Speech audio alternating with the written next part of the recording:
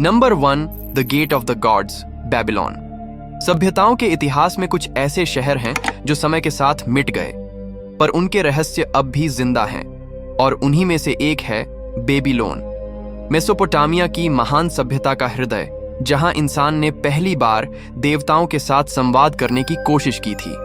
कहा जाता है कि इस भूमि पर एक ऐसा द्वार था जिसे द गेट ऑफ आनु या गेट ऑफ द गॉड्स कहा जाता था। एक ऐसा द्वार जो स्वर्ग और पृथ्वी के बीच की सीमाओं को तोड़ देता था, यानी जहां से देवता मानव जगत में उतरते थे और इंसान उनके लोक की ओर प्रस्थान कर सकता था। पुराने क्यूनिफॉर्म शिलालेखों में इसका उल्लेख मिलता है, जहां लिखा है कि यह द्वार इटेमेनानकी नामक विशाल जिगुराट में स्थित था। यह वही संरचना है जिसे आज दुनिया टावर ऑफ बैबल के नाम से जानती है। इतिहासकारों का मानना है कि यही वो स्थान था जहां मानव ने पहली बार आकाश तक पहुंचने की कोशिश की थी, और शायद इसी कोशिश में उसने देवताओं का द्वार खोल दिया था।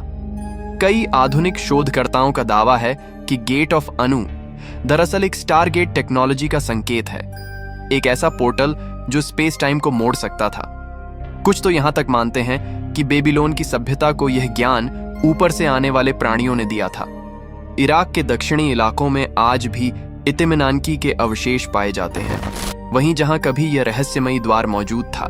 कई पुरातत्वविदों ने इस क्षेत्र में असामान्य रेडियोधर्मी ऊर्जा और चुंबकीय बदलाव दर्ज किए हैं। कुछ कहते हैं यह सब केवल भूवैज्ञानिक घटना है, पर कुछ के अनुसार यह वही पुराना द्वार है जो अब भी सो रहा है और सही समय आने पर फिर से सक्रिय हो सकता है। क्या यह गेट ऑफ द गॉड्स वास्तव में देवताओं और मनुष्यों के बीच का पुल था, या फिर यह वो द्वार था जिससे किसी दूसरे लोक के प्राणी इस धरती पर आए थे?